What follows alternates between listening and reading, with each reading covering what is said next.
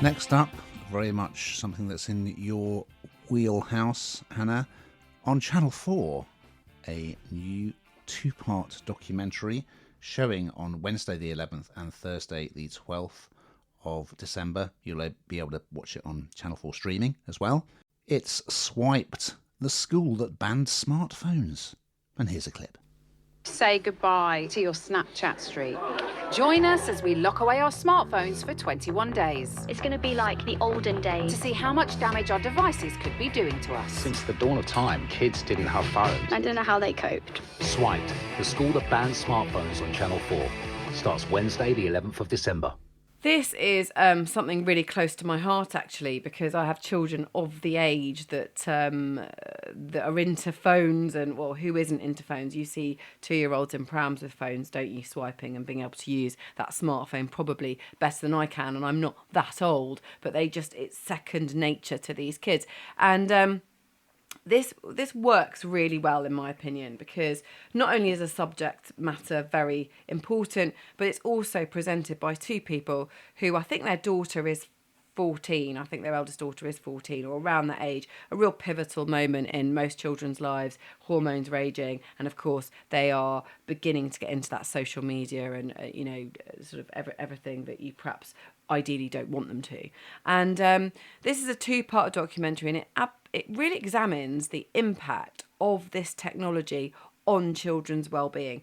And I didn't think I was shockable, but actually, from what I've seen so far, it brings a tear to my eye, because I think any parent that, and actually even yourself, if you're not a parent, you can recognise it in yourself, how addicted you become to these smartphones. And it's not your fault. The technology is there to addict you. It's there to get that dopamine hit for you to want to go back and back and back and back. And then, of course, the really sad part of social media, which is just so awful, where we all become little lemmings. We all want to follow each other. And the very dark side, where you measure yourself against things that are just, you can't do that. It's immeasurable. And the sad stories that come from that. So, for me, this is something really close to my heart, because it's really hard to navigate. And this is really massively unregulated at the moment. And we've seen in other countries, Australia now, banning them in schools. So in this documentary, they team up with the Stanway School, which is in Colchester in Essex.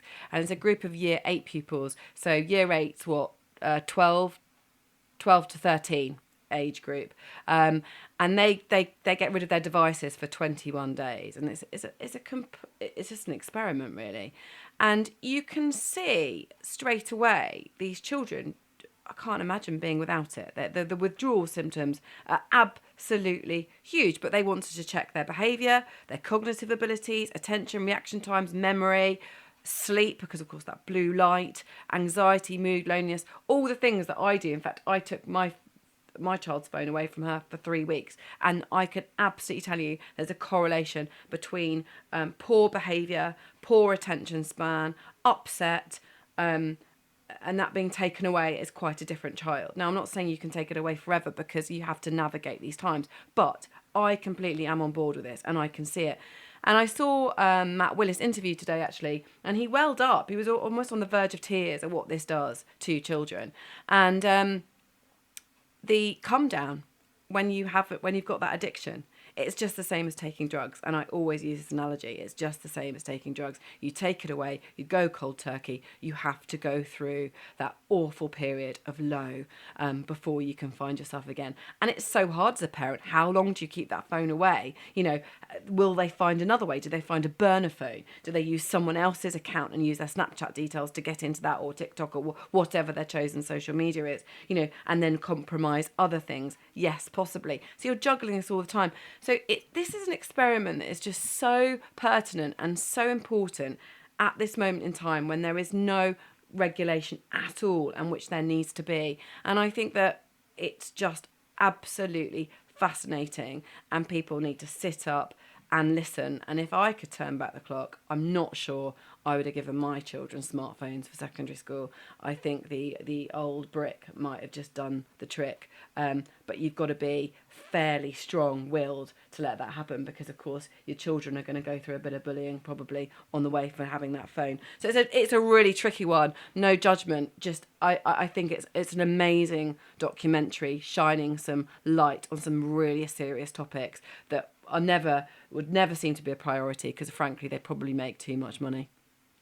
It's a real Pandora's box, isn't it? And pornography, of course.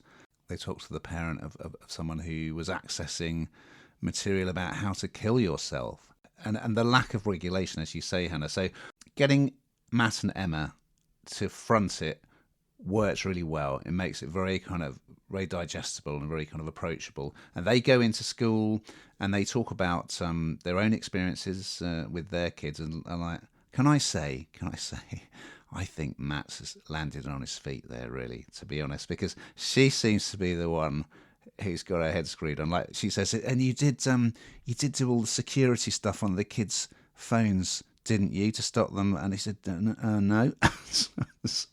But yeah, they're good. They get into the spirit of it, and they're just nice people, aren't they? So yeah, super topical. Interesting to see the kids reacting. Like initially, some of them are quite up for it, but very quickly they're not happy. Although you do see these two lads quite soon after giving up their phones. They're outside playing, and one saying to the other, "I can't believe you're getting so much enjoyment just from a stick." But you think, yeah, kids playing outside. This is good. This is positive. So yeah, very timely, very interesting.